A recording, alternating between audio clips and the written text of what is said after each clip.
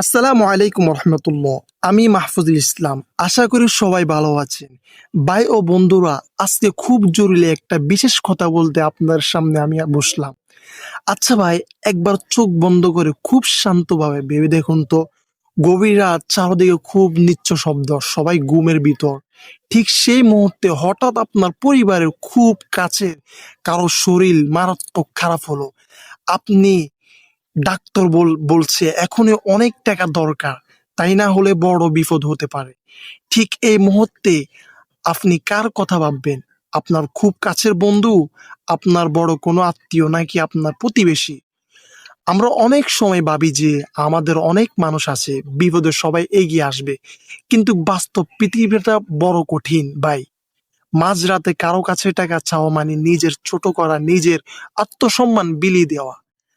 আর সেই মুহূর্তে যদি আপনার নিজের টাকা জমানো এক টাকাও না থাকে, তবে সেই আত্মসম্মানে যে টাকাটা ভয়ঙ্কর, যে কতটা ভয়ঙ্কর তা বলে বোঝানো সম্ভব না। আমাদের সমাজে অনেকের একটা ধারণা আছে। তারা ভাবে, আরে ভাই, একদিন তো মরেই যাব, টাকা জমিয়ে কি লাভ, আজ আছে আজ খাই, কালকের চিন্তা কাল দেখা যাবে। কিন্তু ভাই, এই ধারণাটা একদম ভুল। মনে রাখবেন, সঞ্চয় করা মানে কৃপণতা নয়। সঞ্চয় করা মানে হলো নিজের আত্মসম্মান রক্ষা করা। আপনি যখন পকেটে টাকা না থাকে অবস্থায় কারো কাছে হাত পাবেন, তখন বুঝতে পারবেন জমানো টাকার মূল কতটুকু। আমরা অনেক সময় অপ্রয়োজনীয় অনেক টাকা নষ্ট করি। দামি দামি মোবাইল কিনি, মোবাইল বাইরে গিয়ে আড্ডা দিই, টাকা উড়াই। আপনি কি কখনো ভেবেছেন, আপনি কি কখনো ভেবে দেখছেন, এই নষ্ট করাটাকে আপনার বিপদের সময় আপনার ঢাল হতে পারতো?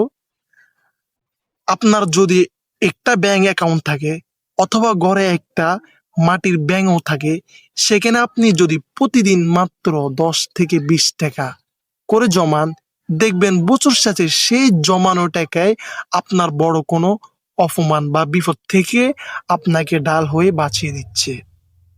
একটা কথা সবসময় মনে রাখবেন, আপনার কাছে টাকা থাকলে দুনিয়া আপনার সম্মান দেবে। আপনার টাকা না থাকলে নিজের ছাওয়া আপনার পাশে থাকবে না। ভাই, আমার আজকের এই ভিডিওটার মধ্যে আপনার কাছে ছোট ছোট একটা অনুরোধ। আজ থেকে মনে রাখতেন, শক্তি একটা নিয়মিত করুন।